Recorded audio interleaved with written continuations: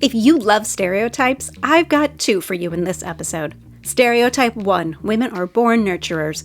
We need to mother something, anything. We're not fussy. If a human child isn't available, that's fine. We'll make do with a dog or a cat. Sure, that's what plenty of misogynists want you to believe, that all women want and need to bear children, and that women who don't have children are only filling the void with pets. And stereotype 2. Cat ladies are crazy, and it's their love of cats that makes them so repellent to straight men. I mean, I thought straight men liked pussy. And this is the Spinster Life podcast, the podcast that is the goodest podcast. Yes, it is. But are pets a substitute for children? Do pet owners secretly wish that their fluffy cat or a scruffy dog was a human baby? Let's find out by talking to some of my favorite cat ladies, Leysan Kabibulina, Lucy Megason, and Haley Shapley. Up first, Leysan tells me all about her challenges adapting to raising a cat solo, and the real reason her cat Smetana is, in fact, her daughter. Maybe talk a little bit more about, like, your relationship, because she's not cuddly. Tell us more about how you relate to each other, like how you live together in a space as two beings. Yeah, well, she screams at me and I give her treats. I think that's really the relationship that we have a lot of times. Although I have to say that because she was growing up with two people in a household and my ex was a lot more warm and like cuddly with her, she usually would sit with him on his lap, and she didn't do that with me. So I was nervous about her getting used to having just one person in a household. A lot of times I would go away for work and I wouldn't be home for like extended period of time, and I would come back and they would be extra bonded, to the point where I would be sitting on a couch with my ex, and then I would get up to go to the bathroom and she would jump right on my spot and just sit there, and I would come back and she would be like staring at me. So it was almost like they had a bond that my cat was very protective of, almost. And she would like sleep with him, and she like did all of the things with him, and I was more of like a person who's like was feeding her. Yeah. And, so when I started living with her alone, I was wondering like how that would go. And I think that she is coming to terms with it. And we're developing like a much better relationship. She sleeps with me, which is like a big win.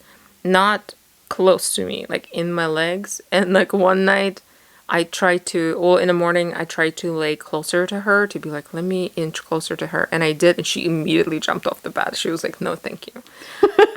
Those are my boundaries. Yeah. I thought they were very clear. And then yesterday, though, she moved closer to me and I was laying in bed and she put 2 paws on my leg. And I was like, we're making progress. Because I think ultimately she does want some cuddly time. And she realizes the other person is not coming back. And so it's just me. And she's like, I guess I'm gonna get some warmth from this Russian lady. It's fine. And I've been trying to brush her and get like some kind of touchy time with her. But she has a limit. So I would brush her and then 5 minutes into it, she like snaps at you. Which is, I'm guessing, is the only way for cats to really express themselves. Like, what do they can't tell you. Right. They don't have, like, thumbs to do thumbs up. Like, I'm good. Thank you very much. I mean, I guess, like, walking away, that could also be a good boundary. But, yeah, your cat chooses to not. And I get it. She gets touched out. I totally get it. I also get touched out. Where I'm just like, I don't want to be touched by people. Yeah. Another thing that she used to do when I first inherited her as a single person, she would just start screaming at like 4 a.m. I don't know why. She would just come to the bedroom and be like, wake the fuck up. It's like, but what can I get for you at 4 a.m.? I don't even know. She stopped doing that, thankfully. So now she wakes up at the same time as me. When I wake up, she gets up and she meows and we like say good morning to each other. And then I open the curtain so she can see out, and she like jumps in her basket and she sees out. And so I think we're establishing like a routine that she likes and I like, and we can both enjoy. I also finally figured out, this is maybe TMI for people who don't like talking about poop, and for people who do like talking about poop, this is the portion for you. She always, since her childhood, would get in a litter box and do correct things like a cat should do. She would like dig a hole. She would stick her front paws and her face and most of her body into the litter box, but her butt would continue to be outside. And she would poop that way. And that happened in really large litter boxes, small litter boxes, enclosed litter boxes, open litter boxes that were like inside over another like drawer. Any combination, different litters, like you name it. Everything has been tried. Sometimes she sticks one of the back paws into the litter box and still like one leg is still outside, so she managed to poop outside. A million ways of not doing it correctly. Even to a point where we bought like a litter box where you have to climb through one door in a tunnel, and then the litter box is like down, so your front paws are downstairs and your butt has to be elevated. It is the most uncomfortable position where you have to like fight the gravity to get the poop out. You know what I mean? Yeah. She would still poop outside. And it's like that, like the acrobatics that you had to do. So we couldn't figure it out, but she pees correctly. So she knows how to do this. She knows how to do it. It's not like her body just doesn't fit. But anyway, this vet finally figured out the dilemma for me that I was fighting for 5 years. Is that she said she just needs 2 litter boxes. And I was like, what a fucking diva. I have a 1-bedroom apartment in LA. You know how small it is. Now half of it is taken up with 2 litter boxes. Yeah. You only have the 1 bathroom and you seem to do just fine. I know, right? Oh, she is my daughter. Because I was talking once about what would be my dream apartment. And I was like, it would be a 1-bedroom with 2 bathrooms. And like my friend who I was talking to was like, that is the most ridiculous. I was like, you said ideal. I'm not saying this exists. But truly, I need a bedroom. I would like the living room to be separate. I think like 2 rooms is enough for me as a single person. But I just would love to have 2 bathrooms. Because if anyone is visiting, I don't want them to go into my bathroom. I just don't. I want them to have their own shit box. And I think maybe Smetana is my daughter after all. Because I feel like she has the same mentality of, I would like to pee and poop in 2 different spaces. Yeah, she just wants to keep it tidy. Yeah. We used to wash Smetana, give her baths like pretty regularly, and also shave her. You did. Yeah. You did. Because she would get so hot in LA, and she would come in from outside, and she would like a dog pant with her tongue out. And I was like, that doesn't seem normal for a cat. And so she loved being outside, but her fur is like so thick and so like lush, and she would get hot. So we'd shave her, and then she would go outside and run around in circles very happily. And so we thought, while she really definitely hates shaving, she really enjoys being outside. So I shaved her, and then one day I got high, and my ex got back home, and I was like, I'm so sorry. Like, I got high, and he was like, what did you do? And I was like, I shaved the cat. And he's like, okay. And I was like, but only a half of her. And so I shaved a half of my cat, and then it kicked in. Well, I didn't get high on purpose. I thought there was just like a teeny tiny bit left in the bottle. And then I was like, I'll just chug it. And then when I chugged it, I was like, oh no. Wasn't that the cat's CBD? Wasn't that the time that was the cat's? Because I remember there was one time where... That because she's very spoiled and you do medicate her. I do medicate her. Why not get high together? It's family time. Let's be high at the same time. Catnip doesn't do anything for you. I tried to get her catnip wine, and she was not into it. And I thought we can just get drunk together. But instead we get high together. It's fine. I'm a single cat lady. But yeah, I like accidentally drank way too much of some kind of like CBD or weed oil. And then halfway through me shaving her, it kicked in and I was like, oh no, I can't do this.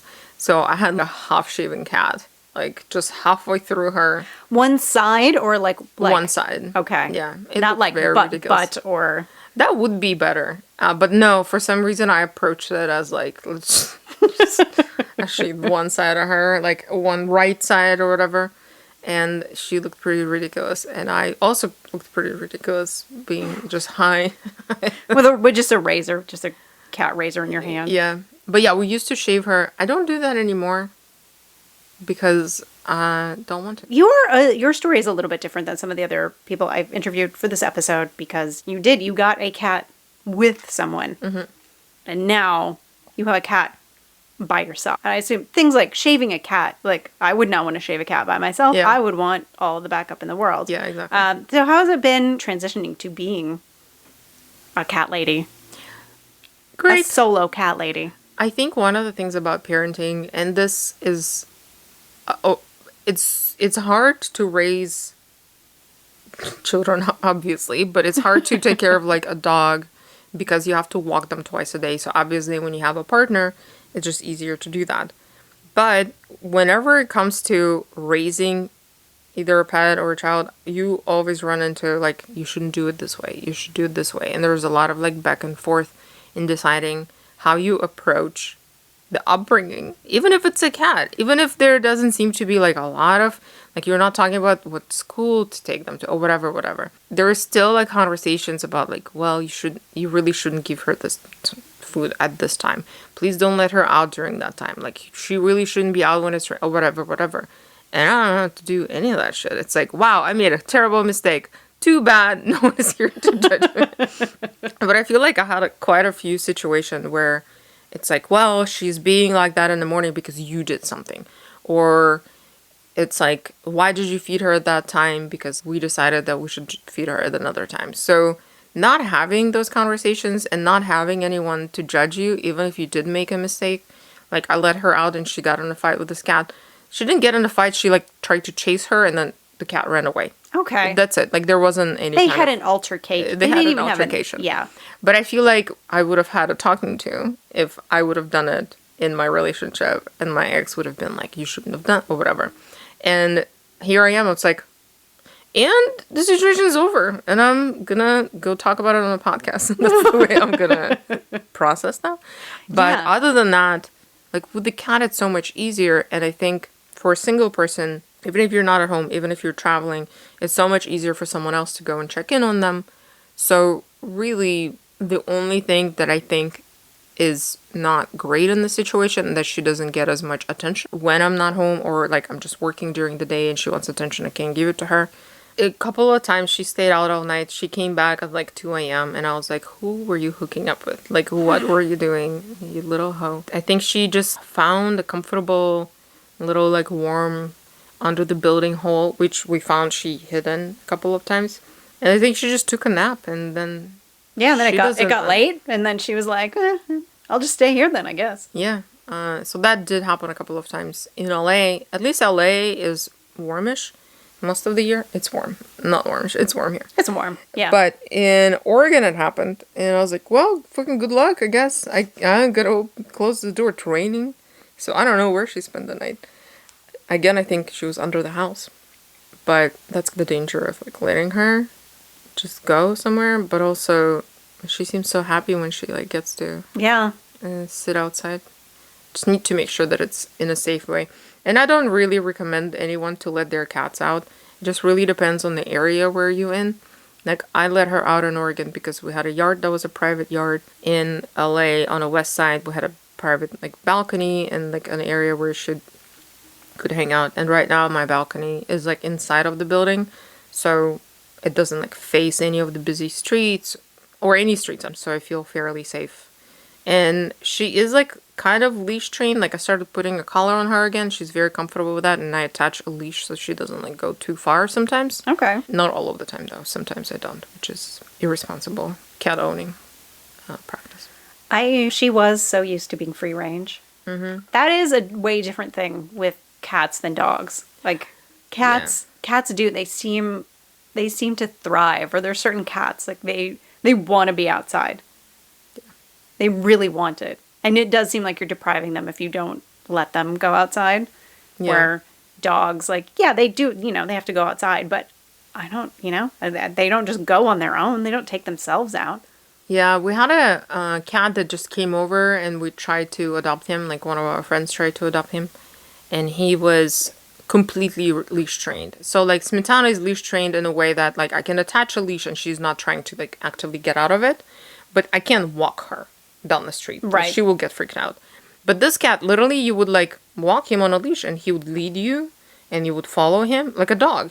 And he would, like, walk around the neighborhood and then eventually he'll get tired and he will lead you back home to his apartment. It was incredible.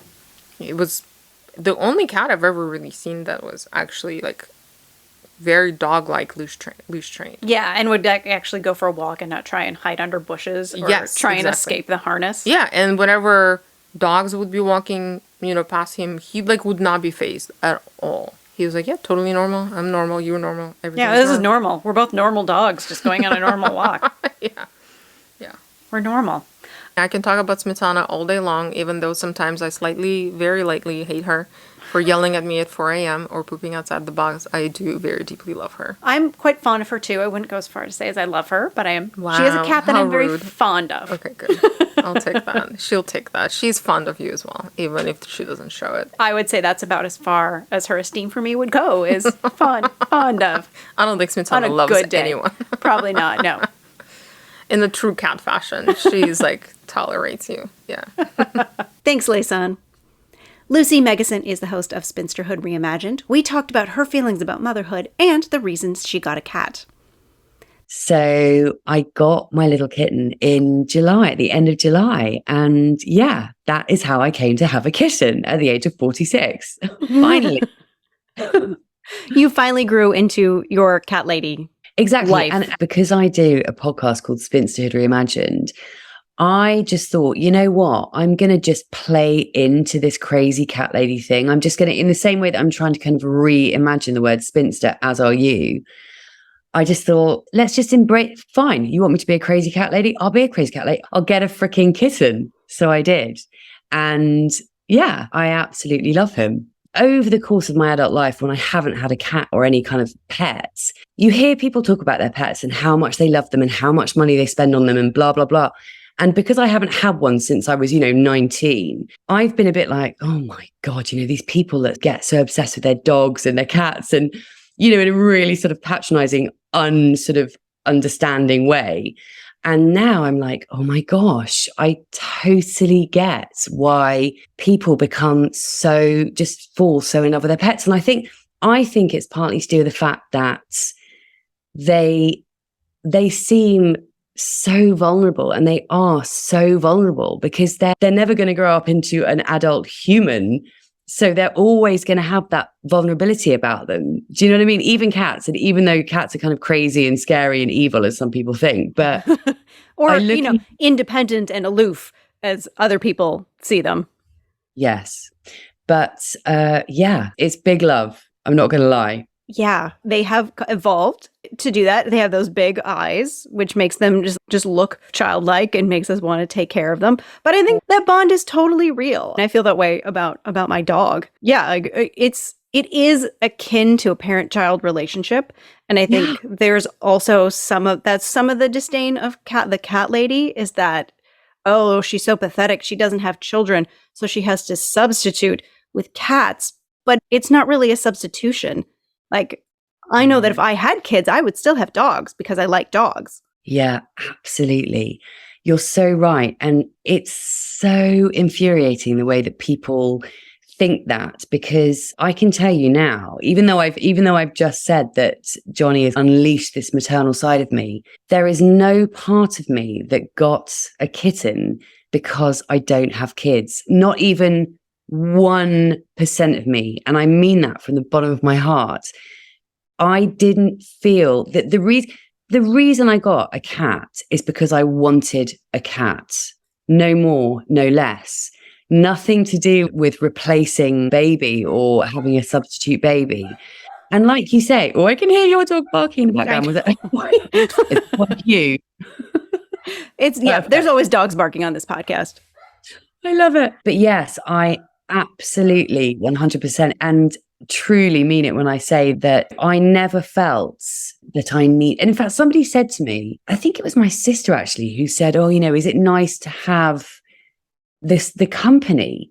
And I sort of looked at her because she knows me better than most people. And I sort of looked at her and I was like, well, yes, it is. But that's not why I got him, because I didn't need company. Like I didn't. And I think, again, going back to the sort of cat lady thing, perhaps people assume that we need that sort of company. And like I say, if anything, I was thinking before I got him, and I think I might have even said this to you the last time we spoke, that I was very apprehensive because I love living on my own and not having another being in this flat. So it's a funny thing. It's a very funny thing. We don't need it. We don't require this. It's just something that you want because you know that you have the capacity, you have the love to give.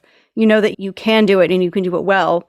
And so that's something you want to do. Like how I know I wouldn't do a good job raising children. I know I can do a good job raising a dog. So Absolutely. to me, that makes sense. Whereas to me, it doesn't make sense to have a child. I just don't have that like longing or that kind of feeling.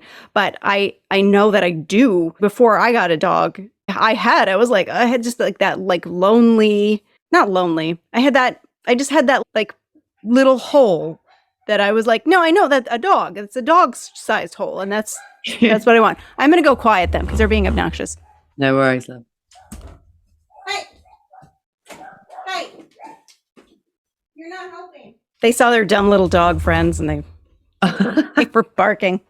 But yes, even though they're barky and obnoxious, there's something about dogs. I love everything about them. And I just want one in my life. Yeah, which is totally fair enough.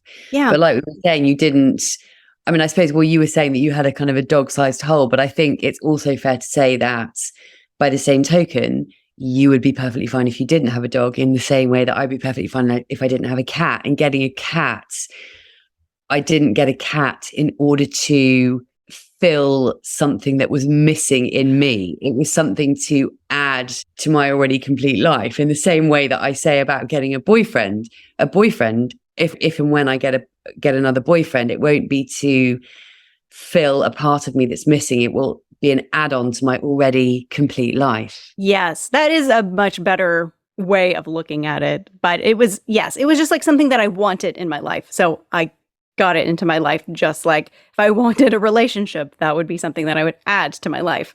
It's very difficult to not start talking about relationships as well when I'm on a Zoom call with you. But this is just about cats. Just about cats. It's about your relationship with your cat. Does he like come when you call him? Like if he's outside Absolutely. and you call him? He does. Because he's only little and he's still relatively small. I mean, he still looks like a kitten, you know, he's not fully grown because he's only 5.5 months. But so when I put him out, I'm doing it in sort of stages, and he goes out for longer and longer time as the days go by. But the way that I've done it is, for a start, I only let him out because I haven't yet got a cat flat. I'm going to get a cat flat, but I haven't organized it yet. But basically, when I put him out, it's only when I'm home. So I'll never put him outside if I'm at work or if I'm going out or whatever. And actually, going back to the sort of feeling like, you know, you're their mother, when I first started putting him out, I would literally be filled with absolute terror that he just wasn't going to come back, or something was going to happen to him, or someone was going to steal him, or he was just going to get lost or whatever. So what I tend to do is, when he's out, I'll check on him at least once the longest I think I've gone without going out and checking on him was about an hour and a half. But normally it's much more than that. In fact, probably that's a time when I did that was when I was doing a Zoom recording like this, and I put him out so that he wouldn't meow all over the place.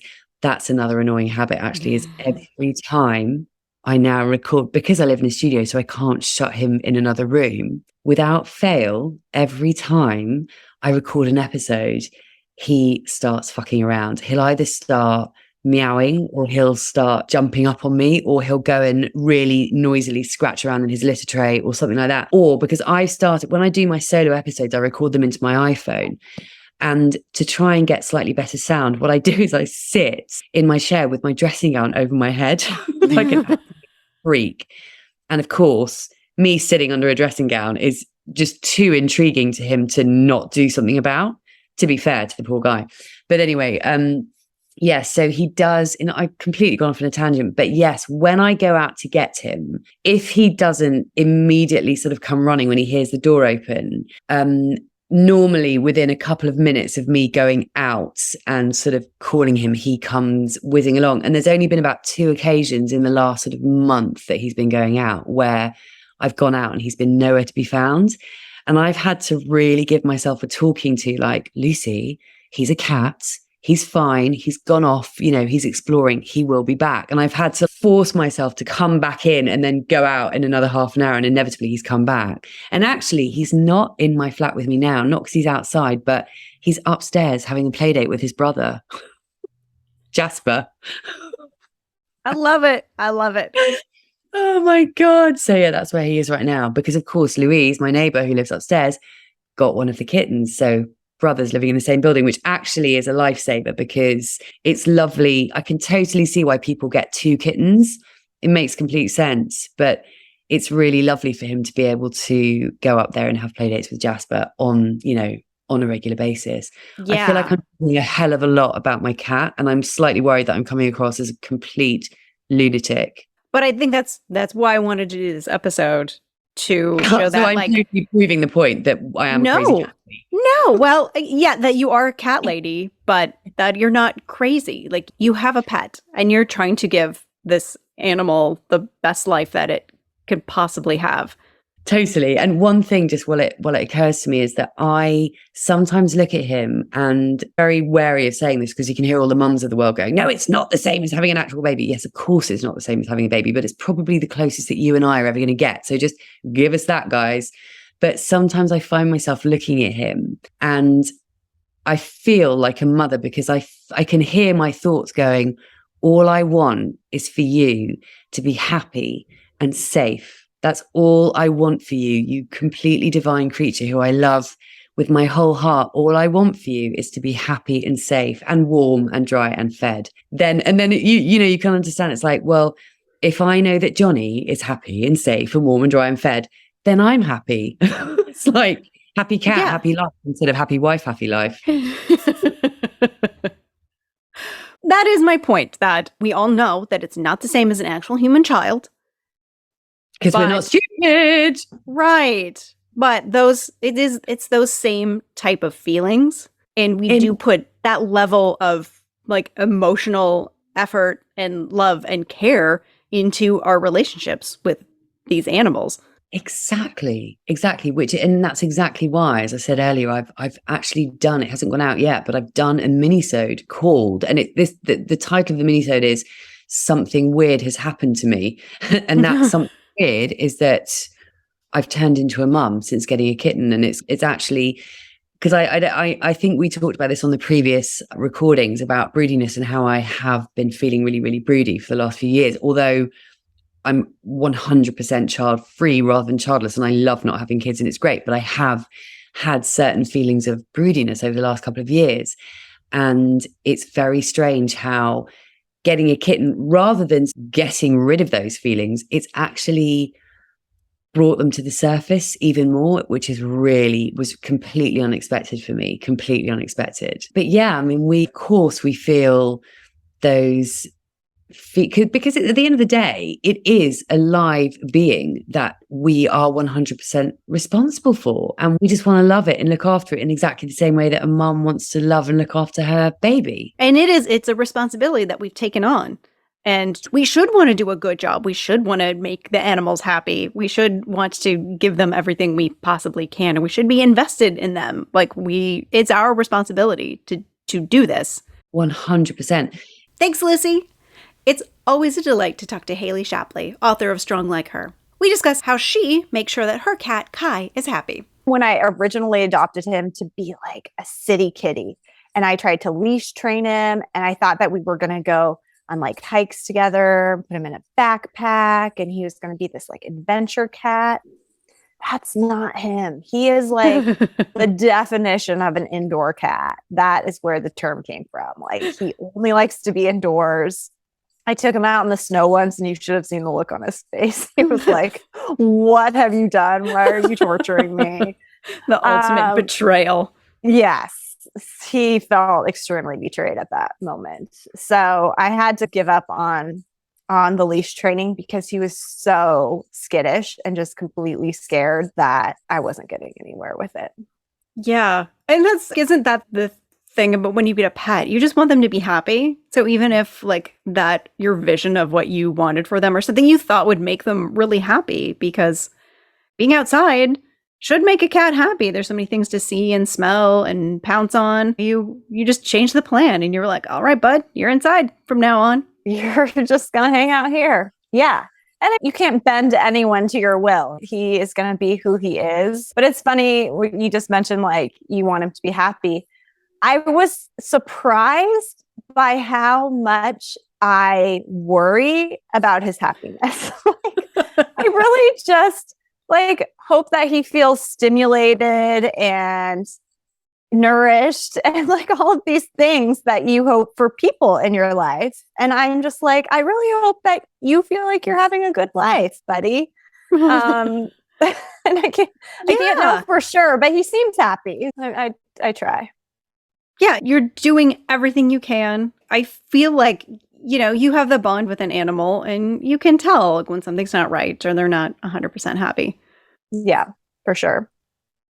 Well, I was joking before about how we have space in our lives for multiple relationships, but I think that's, in all seriousness, it's good to have multiple relationships, right? It's good to have those messy, complex, relationships with other humans. Of course, we crave that. We're social creatures. But pets can teach us an absurd amount about life and ourselves. And there's a reason that we have domesticated these animals and continue to own pets at such high rates, because they do add value to our lives. They absolutely do. In a way, they are parasites. They take from you, they take shelter, they take food, they take all of these things from you, but they do give back so much more than they take. Yeah, that's a great point. Sometimes I'm like, hey, Kai, can you get a job modeling or something to pay for, contribute to these household expenses? And you won't do it. And I'm like, what are you giving? What are you giving back to me? Yeah. But you're absolutely right that what a pet gives back is not necessarily quantifiable, but I think if you talk to any pet owner, there's so much that you are getting from it.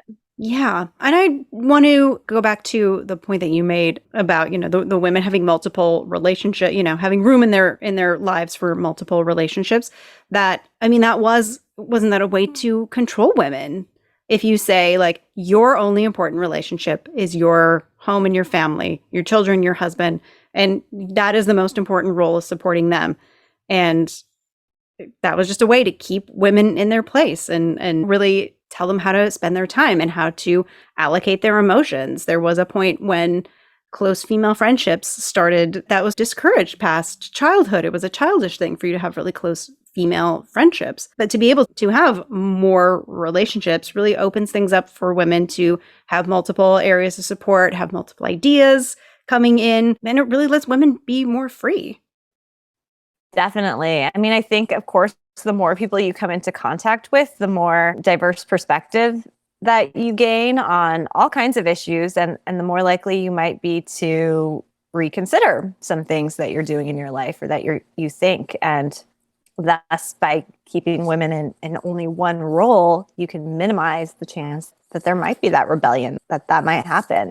And so I think it is important for everyone to have contact with multiple people, in my book, I talk about back in ancient Greece, in particular in Athens, women were not supposed to go outside of the home, at all. And you were not supposed to know any men beyond your brother's father and husband. It was considered improper for you to be acquainted with any other men. And what a lonely life that is. I think that they were able to have female friends, but still they weren't supposed to be seen outside of the home. And that's extremely limiting. And we see different versions of that in other cultures and time periods throughout history. But I don't think that being locked away has ever done a lot of good for anyone. No, it hasn't. And cats are home creatures, but I think that to care for a cat properly, you still do have to put yourself out there a little bit and go and get supplies or go and get help or go to the vet. You at least will have some more interactions because of your relationship with the animal. Yeah, absolutely. And it's honestly brought me closer to my neighbors, because they do cat sit for him when I'm traveling, and they're always checking in to see how Kai is doing. And I had one neighbor I really didn't know all that well who started cat sitting for me, and we became friends through it. And he's in a band, and his bandmates started to come over when I was traveling and hang out in my house and watch Kai, and they'd send me videos of him and stuff. And I don't know, it's just great. It was really community sort of thing. It brought people together who otherwise wouldn't have known each other. So he's a little social node too.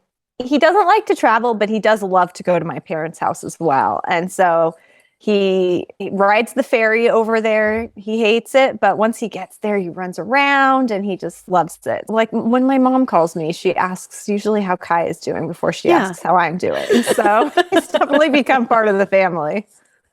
They really are. They're family members. And families all look different. So if it's you and your husband and your kids, that's the way a family looks like. And so is one woman and her cat. That's me. Here I am. It's a great family. It's a great little family. It's a cute little family. Thanks, Haley. Cats or any pets are not direct substitutes for children. We all know pets are not human children, and frankly, that's part of the appeal. But that doesn't mean that they aren't worthy of our love, attention, devotion, and care. And it doesn't mean that they don't contribute something substantial to our lives. Part 3 of this Cat Lady series is coming soon, where we'll talk more about the origins of the phrase cat lady. Thanks for listening.